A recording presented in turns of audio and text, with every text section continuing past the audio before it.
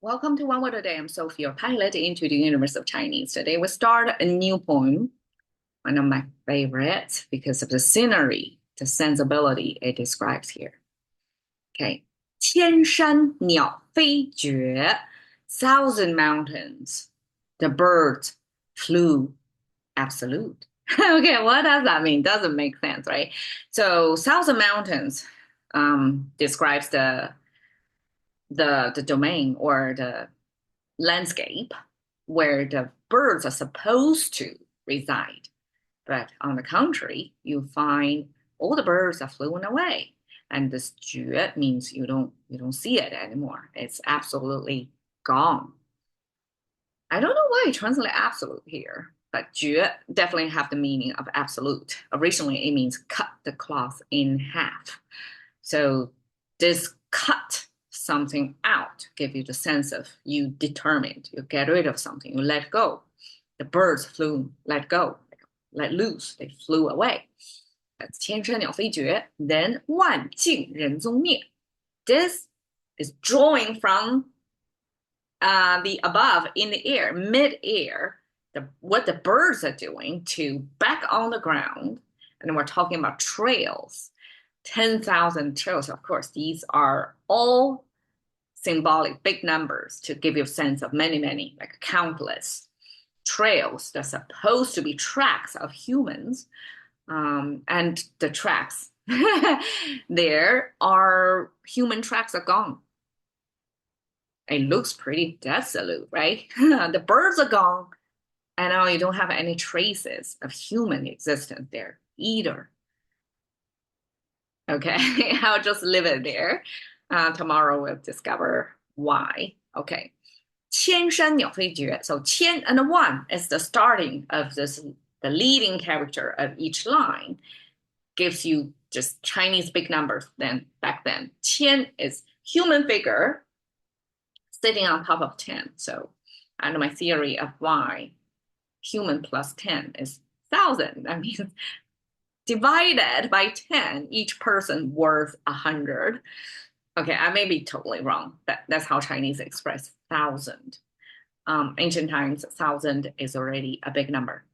And Chinese probably think more in terms of the double, the odd number terms of, for us, number 10, right? And then we have 1010, that's 100. 1010 is two zeros in our current mathematical term. That's double zero in there. And then the 1,000, the three zeros, is an odd number of zeros there. There's probably a kind of a lesser important unit of zeros there. And then we have one. The next one is 10,000, which is four zeros there. And one probably for Chinese is even is more a better, fuller number for us because it's an even number of zeros. Okay, that's my theory. Anyways, 千山, shan mountains, three spiky things pointing upward, starting from this triangle thing. So that's Chinese abstraction of how the mountains look like. Apparently, it's not just one peak, it's multiple peaks and symmetrical. And they have the highest peak right in the middle in the front. Okay, so that's mountains, 1,000 mountains, picturing nature there, and then all the birds in nature.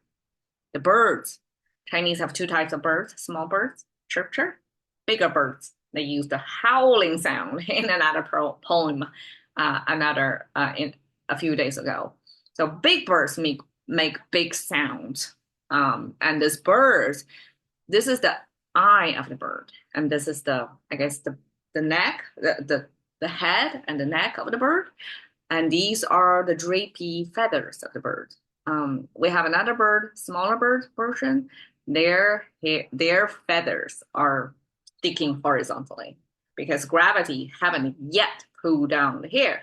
If it's bigger birds, longer feathers, gravity is going to show, as is the case here. So we're seeing the drapey, longer, heavier, bigger feathers in there. And then we have the claws of the bird over there. Profile view of the birds, bigger birds. So all the big birds flew away. So this is how Chinese express flying. Isn't that cute? You can almost view it as flying in action. So there are 3 puffs of supposedly feathers. And because it's the action of flying, so it's airborne. For something to be airborne, you have to have enough, I guess you have to have sufficient body weight against the air. You can let the air hold up you to be airborne. So all these fluffiness are the hairs and the feathers, and apparently these symmetrical ones are a pair of wings, and the top hair could be the hair on top of the head of the bird. So that's the bird. You can almost simplify it as a triangle, 3 puffs of hair. And of course, for the bird to be airborne, the most important are the pair of wings, the feather here. So that's capturing how the birds fly. I guess ancient times that's the only thing that's flying. So we use bird flying. 绝 fabric is made of 2 spools of thread connected, and then have you can view it either as the root in there. That is a type of, I guess the whole thing, you can view it as a type fiber that came from nature, that's rooted from, used to be the former plant, and we take fiber from the plant. We find its roots in the plant. So either that, or it describes the drapey nature of the fabric, draping down here. In any case, this is the fabric or textile symbol. Whenever you see that, it's something happened with the fabric you're making or using. The right is a person sitting on top of a hill. Okay, sitting on a hill used to be a common practice in ancient society before the invention of chairs, right? Things for human comfort. Ancient times, because people didn't come up with such comfort designs yet, and so it becomes habitual, and nobody feel like, I guess back then, if this is so common, like people just grew up comfortable in it, and sitting on hills was not a big deal back then. So this is the back side of the body, and this is the heel. And you can see the butt on the heel visually. So the person sitting on the heels next to a fabric with a knife. This is the handle of the knife and the 2 edges of the knife. And apparently knife can be 1 edge or double-edged knife, right? As in our language. So it can be either one. Person holding this knife, cutting the fabric into pieces. So I guess fabric before it was cut, right? It's one continuous bigger piece. And when you try to make clothes, it's cut and sew. Cut is the first step. You have to cut into the patterns before you can sew it to make clothing. So this cutting fabric then become our absolute term. So in mathematical terms, absolute is this thing, right? It's almost like a separator between the space out there and what's in the middle that you want to absolute with. I translate it absolute, but it came from this fabric cutting. And from the cutting, it has this extended meaning of if you cut something up. One thing is fabric, once you cut it, of course you can sew it, but the thread, through a sewing thread to connect the 2 pieces of fabric together, is never going to be as strong as the interwoven structure. Its original form before it's cut up into pieces, right? So this cutting of this separation action give you the sense of 鸟飞绝 means it's cut out, it's gone. You don't have the holding thread to them anymore. 千山鸟飞绝 give you the sense of all the birds are gone from the mountains. You don't see life out there. It's complete dead silence. Okay, then 万径人踪灭. Okay. On the 10,000 trails, trails are made for humans, right? Or animals, I guess. Animals travel on mountains as well. So these are born, or ground bound. Okay, that's a better term. Humans, part of the animal kingdom, that all that trails, we don't see human tracks anymore. Okay, 10,000 is expressed by this four-dimensional thing. So in mathematical terms, when we express two dimension, just a cross, right? 3-dimension, we have a line drawing like this way. Try to picture the 3-dimensional thing. And Chinese in here is a 4-dimensional thing because we have 1, 2, and 3, and 4. It's very abstract. Try to squeeze a 4-dimensional thing onto this 2D frame. But 4-dimensional, it's zeros line up in 4 different dimensions. That's 10,000. Okay, 静, we have water, continuously flowing water here under the surface of the ground. So the top of the frame actually over here is the ground. This is water underground. And then we have the ancient craftsman's tool, which is called tri-square. Okay, I think that's what it's called. Okay, so tri-square was used to make perfect triangles, right? That's ancient craftsman / engineering in today's term.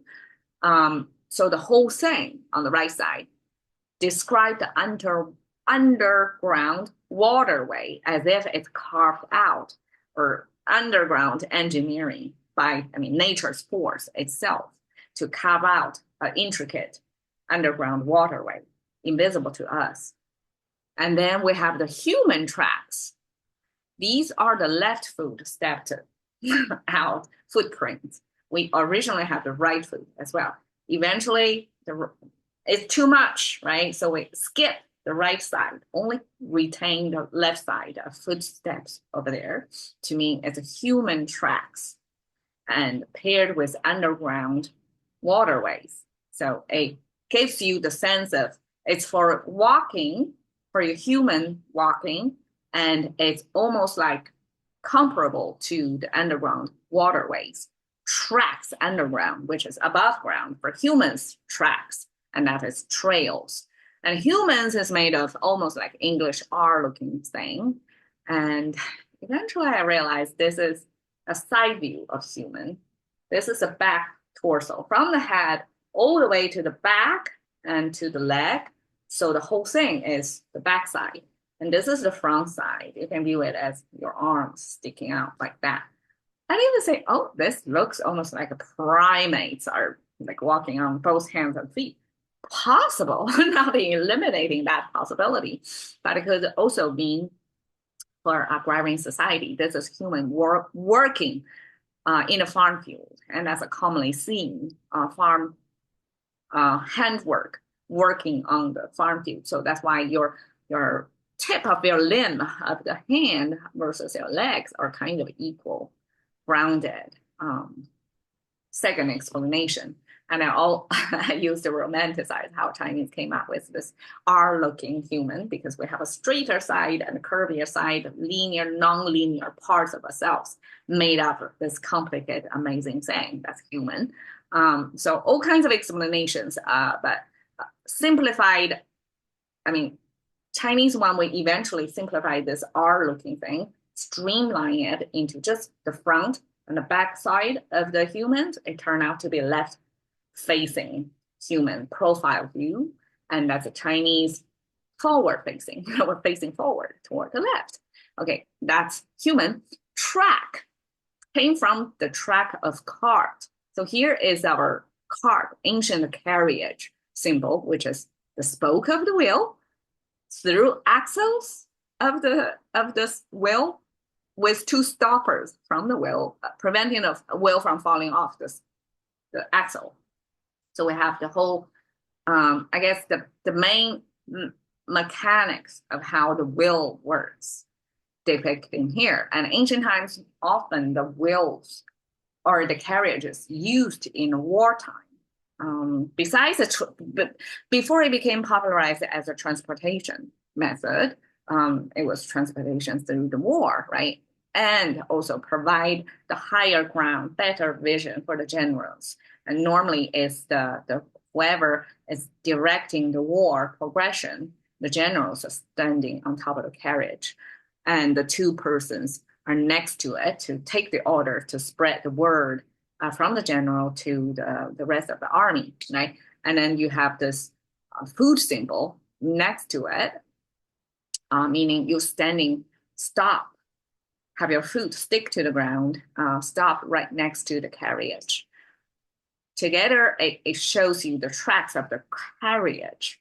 And the carriage was depicted with the two humans. So these are streamlined, simplified humans without R looking. It's almost like an N looking English letter, N, next to each other. So humans, multitudes of them, next to the card, waiting for the orders. And that describes how the tracks will look like. So I guess the tracks you can view it either from the carriage itself, the track, because the carriage is heavier than human foot coverage, right? So you're going to have a deeper imprint of the tracks, the carriage tracks on the ground, and the humans next to it can also make human footstep tracks from, I guess, this wartime usage.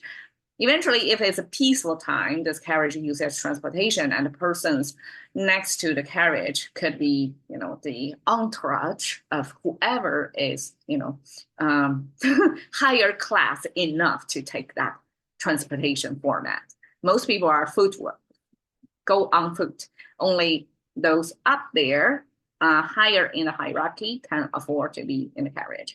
So that's, again, to provide you the usage of the carriage. It's never traveling alone. It ought to be having servants around it or foot soldiers around it. Okay. Tracks from the carriage eventually extended to human steps that's deeper enough imprint to the earth. And no human tracks found on these 10,000 trails. In last phrase, we talk about the me, this cut of the thread, the fabric, that's gone. And here, jue, right? Jue. Here is me. In Chinese language, this is even more brutal than the cut of the fabric. This actually means cut of the enemy. You kill somebody, you wipe out another tribe. Well, this is how I read it. Okay, it's a pretty bloody, ancient tribal war thing. This is water sign. Okay, you have the stream of water in there interrupted by the sides. The middle is continuous. Then you have the weaponry symbol here. So all these are weapons. And then you have the fire symbol, which is a cone shape with two sparkles on the side. And you have one horizontal line. The Chinese simplified only have the one horizontal line above the fire symbol. And in contemporary explanation, it's easy. How do you extinguish a fire? You cover the fire, right? To extinguish the fire, cut it off from oxygen. But in this thing, original Chinese actually created. Next to the waterway, you have heavily armed army surrounded this supposedly another tribe not against the wall, but against a river, which you cannot cross. So you're kind of chased down to the riverbank, and with weapons all around you, your enemy's side of weapons, and then this fire going to be put out. So it's completely wipe out of the other tribe in that cornered position next to the river. That's how me to Chinese sound even today, even if I don't know the full picture of it. Just from the context, when we say me, it means something is erased from the earth. Okay, that's just like the fire got distinguished. The energy, the fire represents energy. It could be human bioenergy right there, right? When you extinguish that. You fully erased that energy. 万径人踪灭 gives you this sense of non-human tracks. None of that you can see. And as if some external alien attack, all right? Like some external thing came over that erased, make all the human tracks disappear. And it looks dystopia, right? No birds, no humans everywhere. And what's happened? Okay, so I try to describe the scenery by giving a clue to tomorrow's. Like this is actually dystopian temporarily or seasonally because it describes the winter time when all the birds are migrated to the south, okay? Or all the humans are resorted to their comfort zone, which is in-house. Very few people are left out there. Therefore, you don't see, especially after newly sifted snow. So it's snow-covered land that I don't see any human or animal tracks out there, and no birds found out there because this is the dead moment of winter time. Translated, no birds, no man, and that's the landscape we start the poem with. Let's see what's the rest tomorrow. Thank you for your time. See you another day.